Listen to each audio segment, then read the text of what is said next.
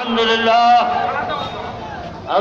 لله رب العالمين والصلاة والسلام على سيد المرسلين الحمد لله আজকের প্রতিবাদ সমাবেশ এবং পরবর্তীতে মিছিল সহকারে আমাদের এই বন্দরবাজার পয়েন্ট থেকে আম্বরখানা পর্যন্ত আমাদের মিছিল করা হবে এবং সেখানে সমাপ্ত করে দোয়া করা হবে। এর আগে আমি উলামায়ে কেরাম বিশেষভাবে যে আজকের এই নবী প্রেমের যে মুজাহারা হয়েছে,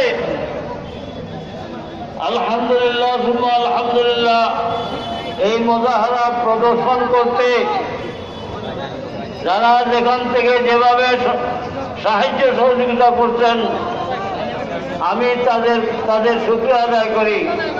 সাথে সাথে মহান রব্বুল আলামিনের কাছে এই দোয়া করি, আল্লাহ যারা আপনার নবী প্রেমে মত্ত হয়ে আজকের এই সমাবেশে উপস্থিত হয়েছেন, আল্লাহ তাদেরকে দিনের খিদমতের জন্য কবুল করো।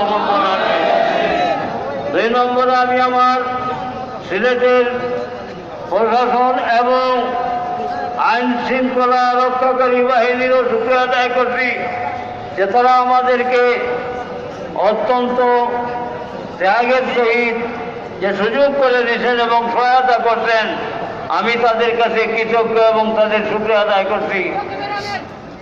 সম্ভবত উলামায়ে কেরাম নবী করিম সাল্লাল্লাহু আলাইহি ওয়াসাল্লামের উপরে চিত্র প্রদান করা হবে, আর আমরা এখানে বসে থাকবো, এটা কখনো হইতে পারে না।